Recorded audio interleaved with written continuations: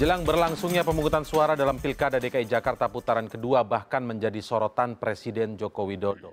Jaminan keamanan masyarakat pemilih menggunakan hak pilihnya tanpa intimidasi disampaikan oleh Presiden. Namun salah satu kunci utama menghindari kekisruhan jalannya Pilkada yang rasa Pilpres ini tentu saja adalah menghilangkan atau paling tidak meminimalisir masalah-masalah teknis saat pencoblosan nanti. Selain itu bagaimana meredam wacana mobilisasi massa luar Jakarta datang mengawal sejumlah TPS di Jakarta. Untuk membahasnya malam hari ini kami hadirkan di studio Jerry Semampau yang merupakan Koordinator Komite Pemilih Indonesia atau TEPI. Selamat malam, Bung Jerry, terima kasih sudah hadir. Dan kemudian ada Kiai Haji Nasaruddin Umar yang merupakan Imam Besar Masjid Istiqlal. Selamat malam. Selamat malam, Assalamualaikum warahmatullahi wabarakatuh. Pak Nasaruddin. Dan kemudian ada Kabak Penum Divisi Humas Polri, Kombes Pol Martinus Sitompul. Selamat malam. Selamat malam. Terima kasih sudah hadir. Baik, saya akan mulai terlebih dahulu dari Bang Jerry yang mungkin memiliki catatan. Kita sambil menunggu pihak dari KPU DKI Jakarta begitu ya. Bang Jerry, salah satu kunci dari tidak terjadinya kekisruhan tentu saja adalah masalah teknisnya juga aman. Mungkin itu yang paling mendasar sebenarnya ya. Dari pantauan Anda sekarang ini, apakah ada catatan khusus bahwa masalah-masalah di putaran pertama bisa berpotensi terjadi di putaran kedua? Iya, saya kira masih ada potensi itu terjadi ya, karena misalnya begini, sekarang ini sudah kelihatan sebetulnya ada banyak warga mengeluhkan tidak memiliki C6, meskipun kita harus terus-menerus mengatakan C6 ini bukan persyaratan memilih. Bukan syarat ya. Artinya ada atau tidaknya C6 itu tetap datang sejauh namanya ada di DPT ya. Tapi yang sekarang ini ada banyak yang tidak dapat C6, lalu mencek datanya di kelurahan, ternyata nggak masuk DPT juga. Gitu. Jadi saya kira ini satu potensi persoalan baru ya, karena yang bisa saja besok itu menimbulkan persoalan karena orang ini di putaran pertama memilih.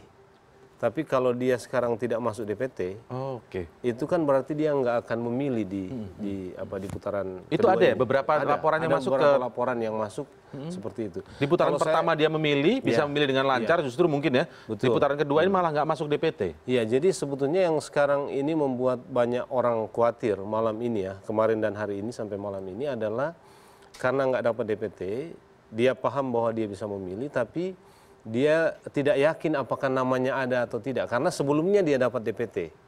Dapat C6 begitu ya? Iya, dia dapat C6. Sorry, C6 ya, bukan DPT. Saya sendiri sudah dapat C6 sejak 2 hari yang lalu ya. Jadi sebetulnya memang C6 kan dibagikan 3 hari menjelang hari H gitu ya. Jadi dan ini Mas Indra harus kita katakan memang hanya pemberitahuan bukan undangan.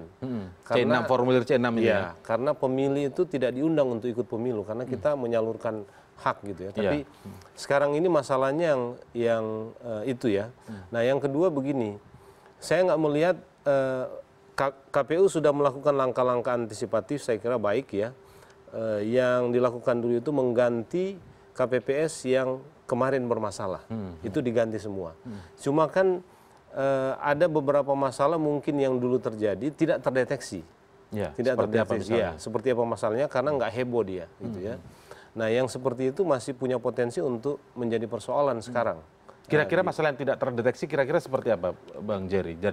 Masalahnya masih tetap sama. Masalahnya masih tetap sama, cuma tidak begitu masif. Dulu kan ada hal-hal teknis yang seolah-olah kurang dipahami oleh petugas KPPS. Ini agak mengherankan karena DKI ini menurut saya sudah jauh lebih cerdas ya KPPS-nya dan sudah agak rutin pemilu kita.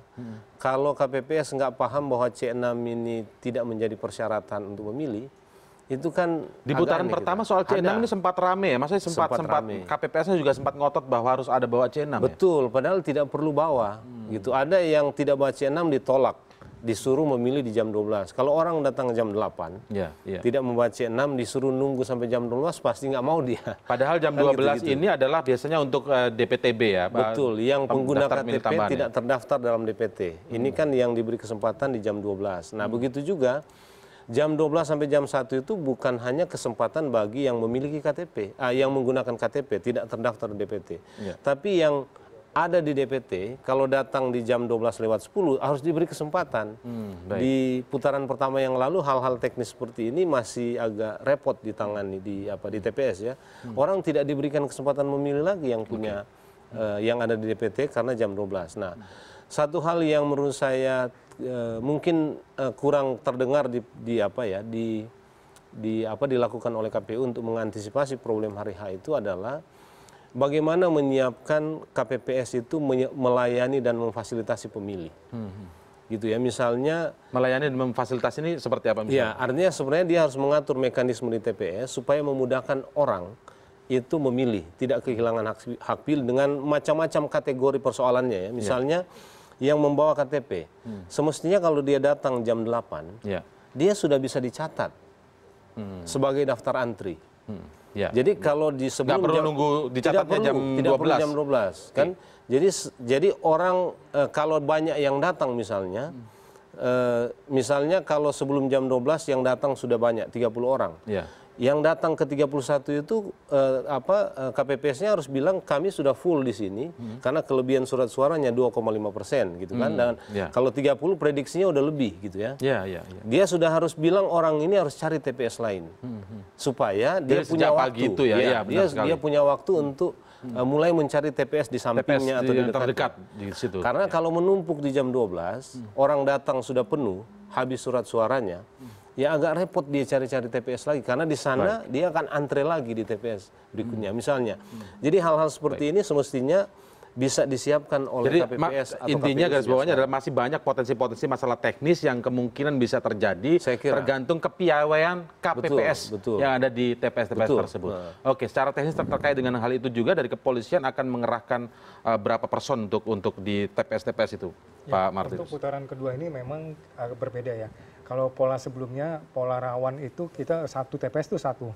Tapi umumnya di Jakarta waktu itu satu personil untuk 2 TPS atau 3 TPS ya. Sekarang tidak. Yang berdekatan ya Pak Martinus? Ya, yang berdekatan. Satu personil untuk 2-3 TPS? Dulu. Iya, sebelumnya ya, putaran pertama. Putaran kedua ini kita justru menambah 2 aparat keamanan, Polri dan TNI, 1 TPS, kemudian 2 Linmas. Jadi 212. Ini bukan meniru aksi ya nama 212 ini Pak ya. Jangan-jangan ini perlu ditanyakan juga ke kepolisian. Saya kira inspirasinya bukan ya, bukan karena itu ya. Tidak ya. Ya, karena memang kita ibu kota ini kan Jakarta sebagai representasi kita harus mengeluarkan seluruh personil kita, kekuatan kita untuk benar-benar menjamin dan membuat nyaman semua orang warga DKI Jakarta untuk memilih. Boleh diulang Pak, format 212 itu jadi bagaimana? 2 personil? 2 aparat keamanan. 2 aparat keamanan. Yaitu Polri 1, TNI 1. Untuk 1 TPS yang di dalamnya juga ada 2 Linmas. 2 Linmas. 2 Linmas. Okay. Jadi lebih banyak lagi berarti Pak yang dilibatkan untuk 1 TPS bahkan itu ya? Ya, jadi ada 4 ya. Jadi ada 4 minimal itu minimal ya. Minimal. Karena kita kan ada sekitar 64.000 sampai 65.000 ya. 64.000 itu terdiri dari Polri itu sekitar 24.000. Kemudian TNI hampir 15.000, kemudian Linmasnya itu karena ada 13.034 TPS kali 2, jadi sekitar 26.000. Jadi itulah yang akan hadir di TPS-TPS. Jika sebelumnya 1 petugas kepolisian untuk 2-3 TPS di putaran pertama, di putaran kedua kurang lebih minimal 4. Untuk 1 TPS bahkan begitu ya. Gabungan dari kepolisian, Linmas dan TNI begitu. Apa pertimbangannya Pak? Nanti dijawab setelah jeda berikut. Tetaplah bersama kami di CNN Indonesia Prime News.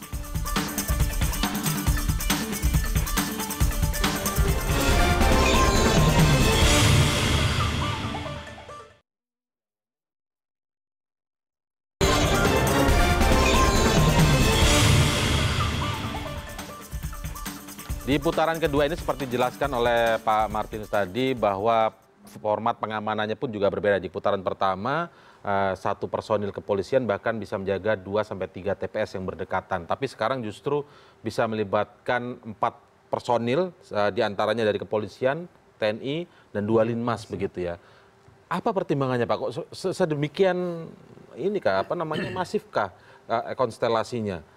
Bahwa akan semakin memanas, mungkin seperti itu atau bagaimana Pak? Ya, kalau kita lihat memang semakin memanas ya, sampai akan ada informasi akan adanya mobilisasi massa untuk. Jadi alasan itu memang Pak ya? Ya, itu salah satu alasan dari beberapa pertimbangan-pertimbangan lain ya, bahwa kita menjaga ibu kota itu kan kewajiban aparat keamanan, sehingga kita datangkan TNI, kita datangkan Polri, Brimob dari beberapa daerah untuk menjaga ibu kota ini. Baik. Kita tidak hanya di TPS, tapi ada juga yang di objek-objek vital, ada juga yang di perkantoran, ada yang di pusat perbelanjaan, di pemukiman.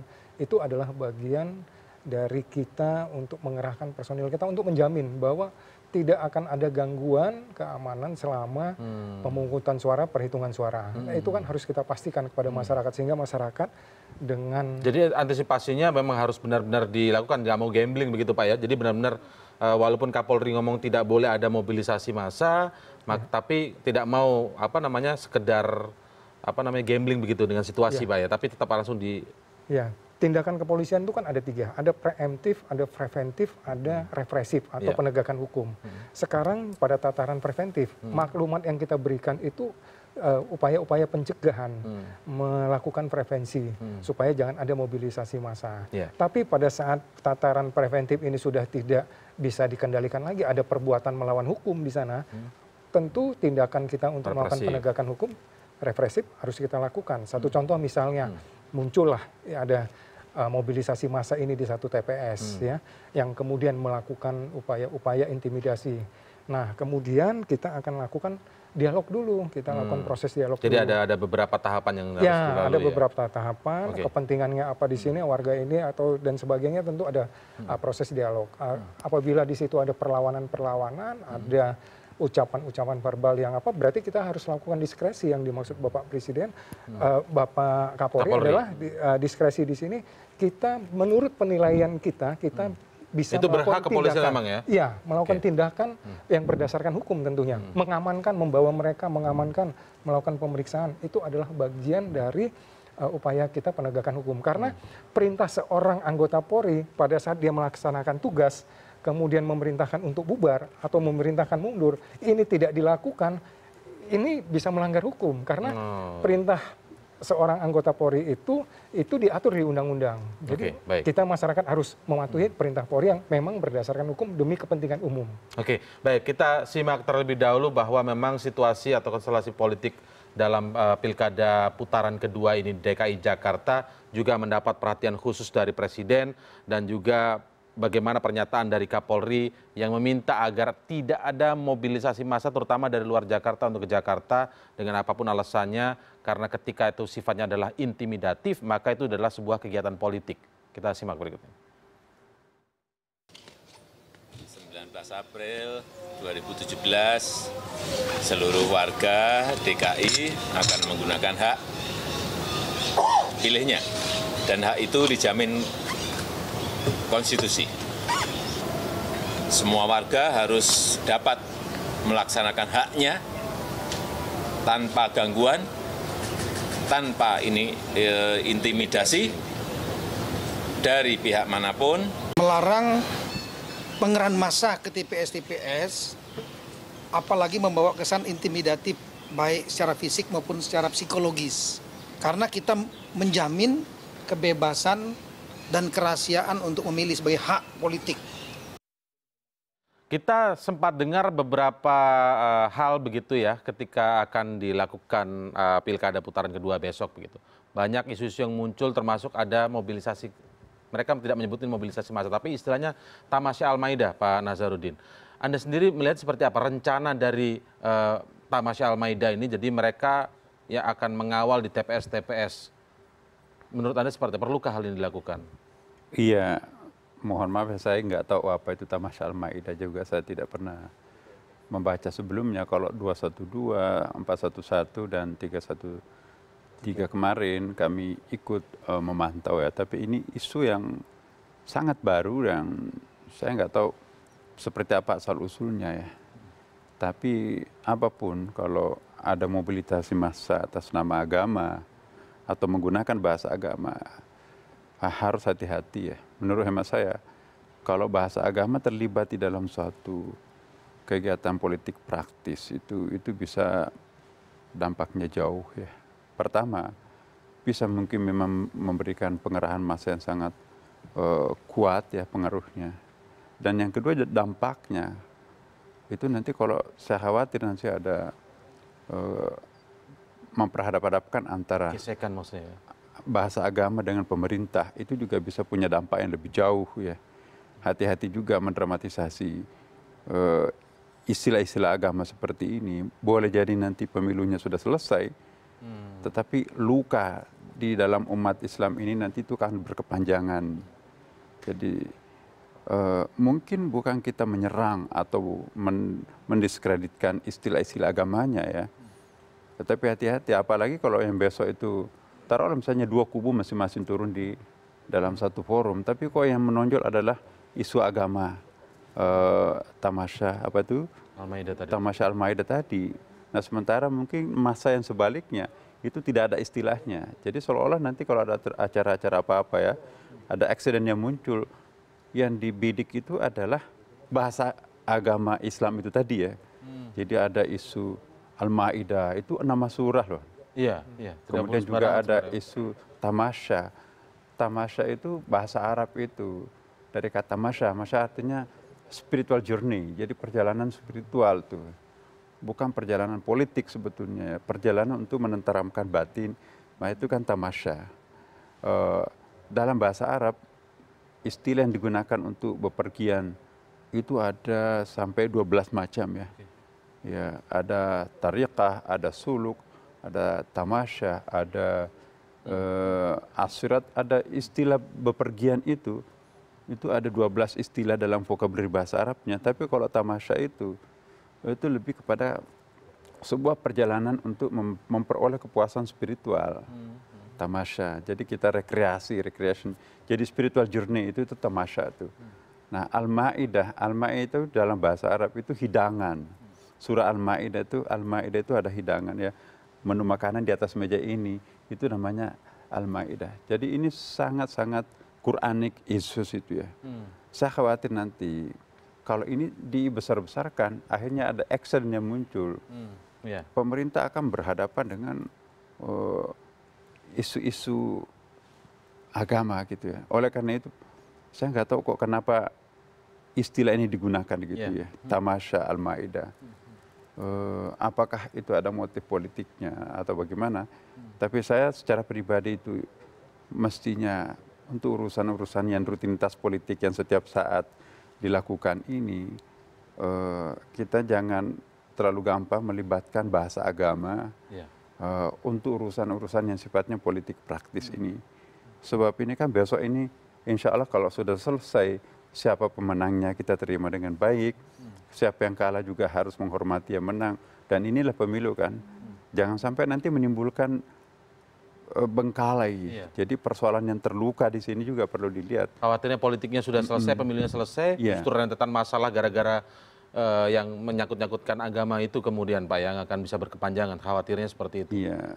Jadi saya kira tidak perlu ada seperti ini. Kalau perlu cari istilah lain, jangan istilah tamasya Al-Maidah lah. Atau juga dari pihak kepolisian atau pihak pemerintah juga jangan selalu seolah-olah yang jadi sasaran itu adalah tamasya Al-Maidah. Seolah-olah kalau menyebut tamasya Al-Maidah ada sesuatu yang sangat mengerikan dari sana. Dan itu artinya juga secara psikologis itu memperhadapkan antara umat dengan pemerintah. Itu juga yang rugi adalah masyarakat Indonesia kan. Saya nggak tahu, mungkin juga media, mohon maaf ya kalau bicara depan media, media kita juga jangan terlalu mendramatisasi bahwa besok akan ada kegiatan tamasya Al-Maidah. Tapi saya secara pribadi tidak setuju. Untuk urusan DKI Jakarta, biarkanlah urusannya DKI Jakarta. Tidak perlu melibatkan pemborosan energi umat itu. Kalau misalnya ada yang harus menggadaikan STNK motornya hanya untuk membiayai dirinya ke Jakarta. Dan ada tukang ojek itu yang tidak bisa harus ke Jakarta misalnya karena panggilan emosi keagamaannya.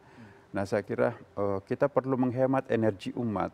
Terlalu banyak pekerjaan lain yang harus diselesaikan dalam masyarakat bangsa dan umat ini tanpa harus mengumbar energi umat itu ke sembarang tempat. Jadi harus ada skala prioritas. Namun saya tidak mengatakan di sini bahwa kita nggak boleh berjihad. Jihad itu betul-betul harus ada ijtihad dan mujahadahnya tuh. Baik, ya, kalau boleh saya cuplikan argumen dari mereka yang akan menyelenggarakan hal ini begitu Pak Tamasya Al-Maida tadi mengatakan ini akan berlangsung damai, lebih damai dari aksi-aksi sebelumnya dan ini sebenarnya adalah bentuk partisipasi mereka sebagai masyarakat untuk mengawal agar pemilu benar-benar dilakukan secara jujur begitu Pak. Kalau dari perspektif itu bagaimana Anda melihat? Iya, saya kira dari sebagus apapun sebuah niat, tetapi yang bersangkutan itu kan bukan yang bersangkutan itu sendiri yang ada dalam ruang Jakarta ini, kan ada masyarakat lain yang hadir juga. Asumsikanlah misalnya, oke lah niatnya memang dari awal sangat luhur, tidak akan melakukan macam-macam. Tapi kan ada masyarakat yang dilewati, kemudian juga kalau tiba-tiba massa yang besar ini nanti berhadapan dengan sebuah spanduk yang mungkin bisa menyinggung perasaan mereka, daya sabar mereka itu sejauh mana ya. Jadi kita perlu melihat potensi itu juga. Melihat potensi itu. Jangan sampai nanti urusan yang sangat sederhana sebetulnya pemilihan umum ini, pemilu kada ini, tapi harus mengorbankan simbol-simbol dan atribut-atribut keagamaan yang sangat luhur itu.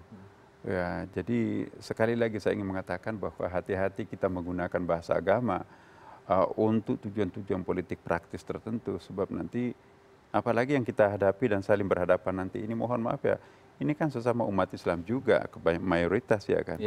Jadi kalah jadi abu, menang jadi arang. Nah, jadi semua pihak saya kira, siapapun juga termasuk pemerintah, polisi, pihak keamanan yang lain, hati-hati kita membaca masa depan ini. Jangan sampai nanti kita salah melangkah, tapi yang akan terjadi itu adalah ada sesuatu yang luka, ada sesuatu yang tersinggung, dan itu biasanya lama terobati. Apalagi ya banyaklah pertimbangan psikologi keumatan juga perlu kita baca. Sekali lagi teman-teman, saya tidak punya kapasitas untuk bicara teknis di sini. Saya sama sekali nggak tahu tentang seperti Pak Jerry tadi itu, wah sedemikian dalam pemahaman teknik pemilu. Memang berbeda-beda Pak ini yang berbeda. Tapi kalau saya hanya melihat ya, Tamasya Al-Maida ini itu sebuah istilah yang sangat unik buat saya. Nah, hati-hati menggunakan bahasa agama, intinya seperti itu Pak. Hati-hati menggunakan bahasa itu, tapi juga hati-hati menghadapi dengan bahasa itu. Jadi maksudnya kepolisian juga harus hati-hati begitu melihat, jangan sampai seolah itu melihat itu lawan begitu Pak ya. Iya, betul. Ya, Bung Jerry, nah masih terkait dengan soal yang sama, tapi saya ingin bicara soal mengaitkannya dengan soal teknisnya. Alasan mereka ini mengatakan ini wujud partisipasi masyarakat sebenarnya untuk ikut mengawal jalannya pemungutan suara di TPS-TPS agar jujur. Jadi mereka gambarannya akan datang dan diam saja hanya memantau begitu, ada kecurangan tidak begitu, seperti itu. Nah, menurut Anda apakah ini benar ataukah ada prosedur lain yang sebenarnya salah? Iya, soal benar tidaknya saya nggak tahu ya, tapi bahwa kalau ada yang mau berpartisipasi, saya kira itu satu hal yang positif. Hanya kan begini, partisipasi itu juga harus dilihat tidak boleh mengganggu atau menegasikan partisipasi yang lainnya. Bisa kita bayangkan kalau satu TPS itu diawasi oleh 100 orang.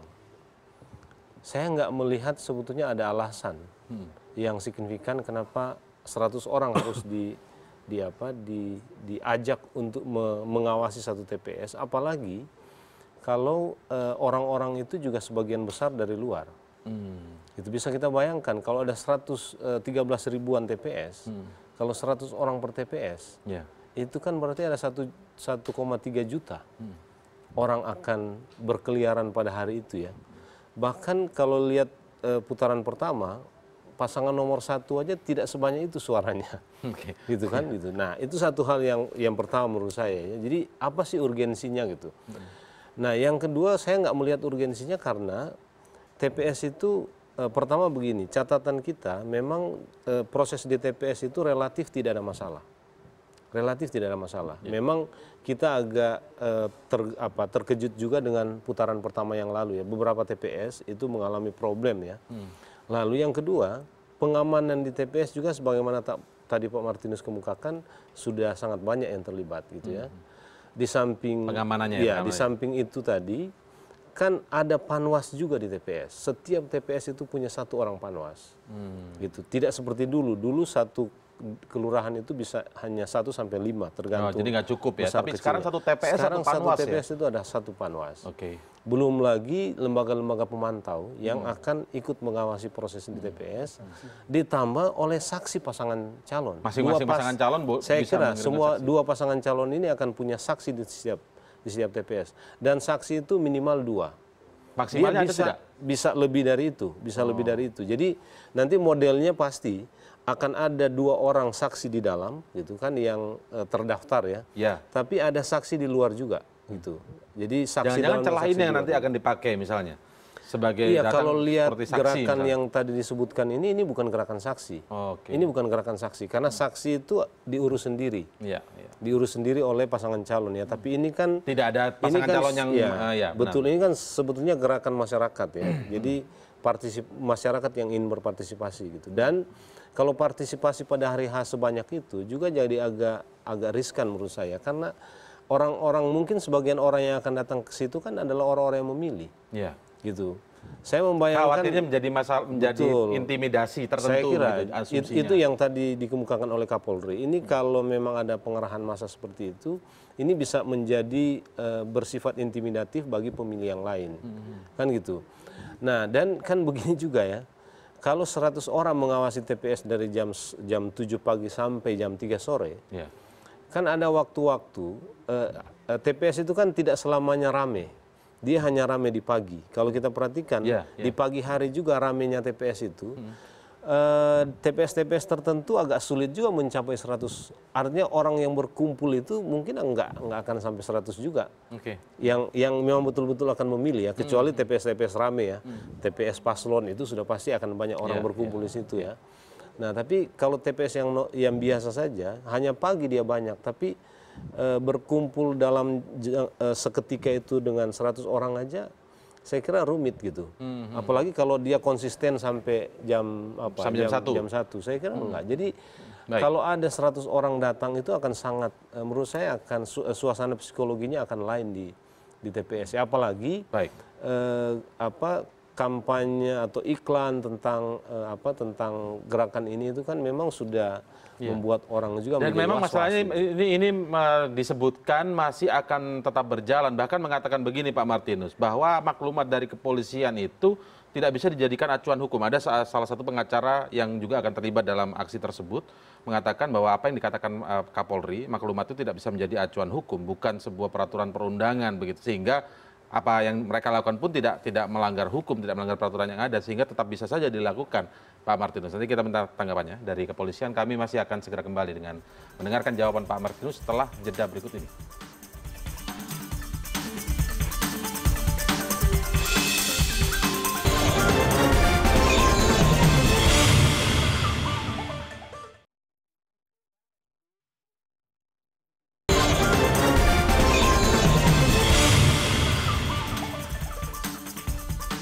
Baik, langsung saja ke Pak Martinus. Seperti yang saya tanyakan di saat sebelum break tadi, Pak Martinus. Jadi mereka justru pihak-pihak yang akan menyelenggarakan ini mengatakan bahwa apa yang dikatakan Kapolri itu tidak menjadi acuan hukum, sehingga mereka tetap akan berjalan. Apalagi yang mereka meyakini yang dilakukannya itu tidak melanggar peraturan yang ada. Mengutip pasal 28 Undang-Undang Dasar 45, kebebasan berkumpul dan berpendapat. Ya, undang-undang itu kalau tidak tahu kita, tapi itu sudah dicatat di lembaran negara, itu mau tidak mau bahwa itu berlaku undang-undang itu. Nah, maklumat ini memang di tata urut perundang-undangan tidak ada, tapi itu adalah bagian dari sebuah kebijakan. Karena bagi para Kapolda, Kapolri dalam mengelola keamanan itu tidak letterlek saja, ya, tetapi harus situasional, dinamis, ya. Nah, salah satu diantaranya adalah dengan mengeluarkan maklumat ini. Maklumat ini juga tidak sendiri, karena bersama-sama. Yang di daerah Jakarta bukan hanya Kapolda Metro Jaya, tetapi bersama KPUD Jakarta sama Bawaslu. Nah, kalau untuk di Jawa Barat lain, itu juga di daerah lain dengan Panglima. Artinya ini ingin mengatakan bahwa ini ada satu peringatan kepada kita semua, ya, untuk tidak bepergian tidak kaitan dalam pilkada ini. Kalau dalam kaitan pilkada itu tidak boleh gitu. Kalau dalam kaitan kunjungan keluarga itu ya silakan. Tapi ini juga bukan kepada orang tertentu atau kelompok komunitas tertentu, tidak. Ini diberlakukan buat semua. Oke. Ya, kita kan bisa saja terjadi di dalam sebuah TPS ada kumpul, tadi Pak Jari sudah sampaikan, kita tidak tahu ini dari mana ya. Setelah mereka bersuara, itu baru kita tahu bahwa ini kelompok mana. Ada saja nanti kelompok lain. Yang bisa kita lakukan adalah memisahkan mereka, mencegah mereka. Yang kita lakukan adalah sejak awal, sejak tempat keberangkatan mereka, itu sudah kita cegah sehingga tidak menumpuk ada di Jakarta yang dalam kaitan pilkada ini. Secara mekanismenya seperti apa Pak? Karena kalau kita lihat beberapa perkembangan dari beberapa pintu-pintu masuk Jakarta ya sudah ada kayak seperti pencegahan ya, penyaringan massa masuk ke Jakarta kalau tidak salah bahkan mulai sore tadi hingga malam ini begitu Pak. Ya, ada itu beberapa kriterianya seperti apa? Akan melihat orang yang ini massa yang termobilisasi untuk besok pilkada ini atau bagaimana cara ya kita dialog, kita lakukan pemeriksaan, kemudian turun, supir ditanya, ya kemudian kita dialog, kami mau untuk kegiatan mobilisasi massa dalam rangkaian pilkada, ya kita jelaskan bahwa ini tidak tepat, silakan kembali. Kita sampaikan seperti itu, jadi ada proses dialog. Ada beberapa seperti Purwakarta, Ciamis, tadi saya... Jadi memang sudah berlakukan Pak, penjagaan penyaringan di pintu masuk Jakarta itu? Iya. Di mana saja Pak bisa dijelaskan? Ada di Purwakarta, ada di Karawang, kemudian di Banten, kemudian di Cirebon, nah itu kita lakukan ya. Jadi di situ nanti menempatkan cukup banyak personil di masing-masing pintu masuk tersebut? Iya, karena kan begini, kalau kita tidak seleksi dari awal, dari tempat keberangkatan, ini kemudian bisa dalam jumlah yang besar, yang kemudian terkumpul di satu tempat di Jakarta ya? Di satu tempat, kemudian ini potensinya kan lebih sulit ya untuk mengantisipasi. Jadi kita lebih baik menyaring di tempat awalnya saja. Kalau misalnya mereka kemudian bersikukuh bahwa mereka tidak melanggar aturan untuk tetap masuk, bagaimana Pak itu Pak? Apakah akan dilakukan tindakan represif tadi, misalnya penegakan hukum tadi? Ya, kalau di dalam waktu penyekatan di daerah-daerah itu tidak dilakukan ya tindakan represif. Kita memberikan pengertian, kita ada proses dialog seperti itu. Jadi kalau misalnya disuruh kembali mereka tetap masuk, itu tidak ada tindakan dari kepolisian? Ya, dari beberapa laporan yang ada mereka bisa kembali, karena ada penjelasan-penjelasan yang disampaikan oleh petugas di situ ya.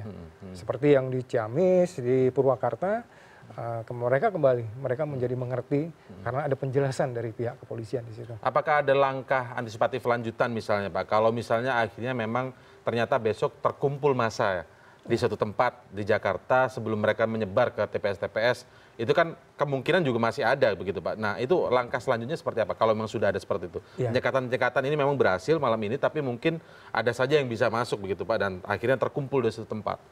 Ya, kalau di dalam satu tempat itu saya kira tidak ada masalah ya. Tapi begitu datang ke TPS yang tidak ada kaitannya dengan memilih, tidak ada kaitan dengan pengawas, tidak ada kaitan dengan pemantau, jadi saksi, ya tentu kita akan lakukan proses dialog lagi.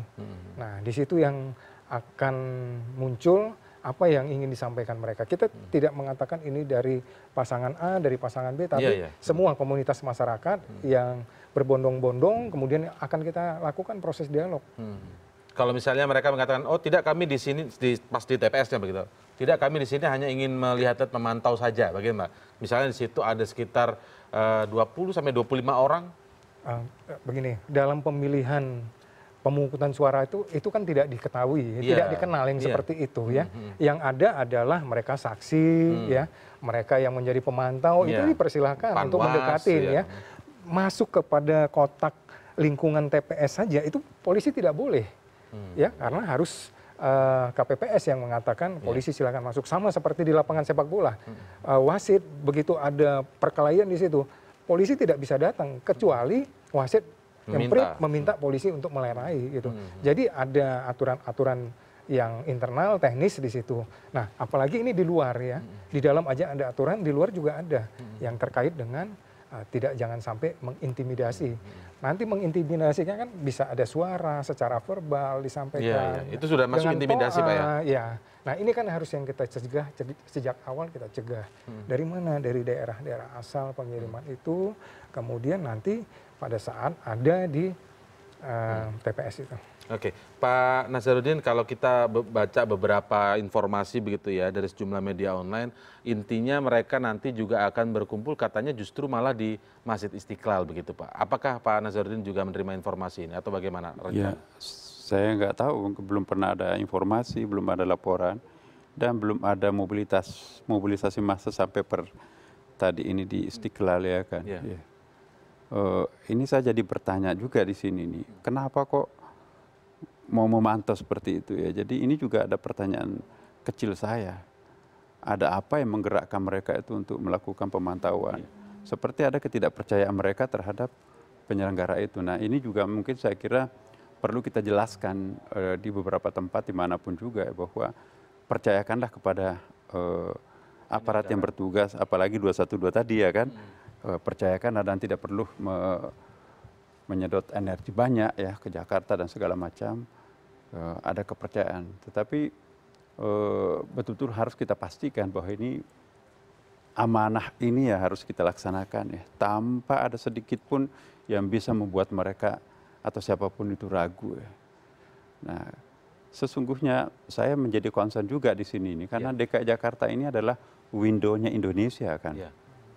Jadi kalau ingin melihat Indonesia, wajah pertamanya paling gampang dilihat itu Jakarta. Nah kalau Jakarta ini disuguhi dengan suatu pemandangan yang tidak cantik ya kan, pesta demokrasi, tetapi justru yang terjadi adalah peristiwa yang sangat yang tidak kita senangi bersama, itu kan nanti akan memberikan cacat Indonesia, padahal DKI Jakarta kan bukan Indonesia ya kan. Indonesia itu amat luas. Namun demikian Jakarta ini adalah window untuk mengintip Indonesia yang lebih luas. Nah karena itu saya kira para tokoh juga ya, para tokoh juga betul-betul kita perlu, para ulama kita itu jangan kita diam ya, umat kita melakukan sesuatu yang perlu pembinaan.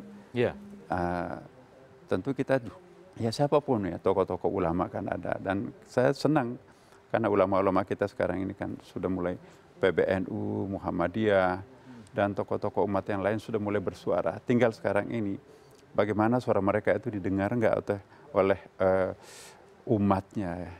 Nah kemudian juga polisi, pemerintah, sampai kepada presiden juga menghimbau.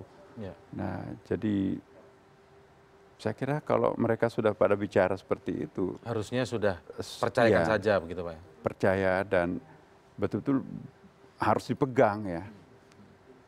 Masyarakat harus percaya. Siapa lagi yang mau dipercaya kalau bukan pimpinan ulamanya ya kan, umaranya dan seterusnya. Dan ada komitmen betul dari para penyelenggara pemilu ini untuk betul-betul tidak mengecewakan mereka. Karena sekali muncul kekecewaan seperti itu, saya kira akan punya dampak yang lebih jauh, dan itu yang kita tidak harapkan sebetulnya ya. Jadi jangan sampai nanti besok-besok berbenturan ya. Coba saya bayangkan kalau Tamasya Al-Maidah, seolah-olah yang diasumsikan bahwa dia pun akan menjadi kelompok pemantau pemilu kan. Apalagi kalau sampai 100, saya juga ngeri tuh Mas. Anda bisa orang berkumpul satu TPS, 100 orang per KPS, berarti berapa KPS se-DKI Jakarta itu? 13.000 kali 100 sama dengan sekian, masa dari mana ya. Jadi jangan sampai kita menyebut angka seperti ini juga terlalu dramatikal gitu ya. Saya sendiri juga ngeri loh itu mendengarkan pernyataan Anda itu. Apa iya akan datang 100 orang per KPS kali 16.000? Masa dari mana? Jadi itu betul kalau itu akan terjadi. Pak Kapolri benar itu kalau itu. Angka yang mereka sebutkan Pak. Ya, kalau misalnya menyebutkan seperti itu, kita jangan juga ikut mendramatisir. Saya khawatir itu ya, menimbulkan kecemasan dalam masyarakat kita. Seolah-olah yang melakukan itu adalah Tamasya Al-Maidah. Kalau ada copet di sekitar tempat itu, wah pasti asumsinya orang itu tuh Pak, Tamasya Al-Maidah. Padahal itu copet asli, tidak ada kaitannya dengan Tamasya Al-Maidah. Jadi takutnya ada yang menunggangi, jadi kemudian akan menjadi kambing hitam Tamasya Al-Maidah itu sendiri. Ini yang saya khawatirkan. Jadi kalau besok ada accident, pasti yang bertanggung jawab yang salah adalah Tamasya Al-Maidah. Termasuk maling copet itu sendiri. Ada motor hilang, wah itu orang asing tuh orang. Artinya makanya lebih baik tidak perlu begitu Pak, maksudnya ada mobilisasi massa ke TPS-TPS. Apapun alasannya, apapun istilahnya. Saya kira sebaiknya, tapi dengan catatan itu betul-betul berikanlah jaminan terhadap mereka bahwa tidak akan ada sesuatu yang dikhawatirkan oleh mereka. Itu kata kunci. Yang satu pihak harus percaya kepada penyelenggara dan juga aparat keamanan, tapi yang pihak yang lain, penyelenggara dan aparat keamanan juga menjawab kepercayaan yang diberikan oleh masyarakat tadi. Maksudnya seperti itu, Pak ya? Iya. Saya sebetulnya ingin bicara lebih jauh, tidak lagi bicara hal-hal seperti ini. Saya ingin mengatakan, besok selesai pemilu, mari kita berangkulan, mari kita legowo menerima kenyataan. Kalau memang kali ini kita belum berkesempatan untuk menang, itu kesuksesan yang tertunda. Toh ini adalah warga kita juga, sahabat kita juga. Ya, ini ada namanya takdir kan, kita sudah berikhtiar, sudah berusaha sedemikian rupa, tapi juga belum dikaruniakan kemenangan. Terima apa adanya. Semua agama kan punya bahasa yang sama seperti itu kan. Saya sudah sampai ke tingkat pembicaraan seperti itu, tapi tiba-tiba berhadapan dengan istilah-istilah yang tadi seperti itu. Apa yang selama ini kita bangun kan sekarang sudah mulai adem nih. Umat kita juga sudah mulai percaya insya Allah. Tapi tiba-tiba disuguhi last minute hal-hal seperti ini, saya khawatir nanti itu akan punya dampak itu. Ya, mari kita mengkondisikan situasi ini seolah-olah insya Allah husnuzan aja nggak ada. Dan teman-teman yang mau datang ke Jakarta kalau tidak ada urgensinya juga ngapain. Percayakanlah kepada pemerintah dan nasihat yang diberikan Pak Nazarudin ini Iya. semoga didengar juga oleh dua kandidat yang besok akan memperebutkan suara masyarakat Jakarta. Selain dua kandidat itu tentu saja para pendukungnya juga bisa dapat menerima dengan legowo apapun hasilnya besok. Terima kasih Pak Nazarudin Umar, terima kasih Bang Jerry. Semoga tidak ada masalah teknis besok yang terjadi sehingga memancing juga kekisruhan. Semoga sukses kinerja dari kepolisian dan aparat keamanan lainnya besok menjaga TPS-TPS di seluruh DKI Jakarta. Terima kasih Bapak-Bapak, selamat malam, Assalamualaikum.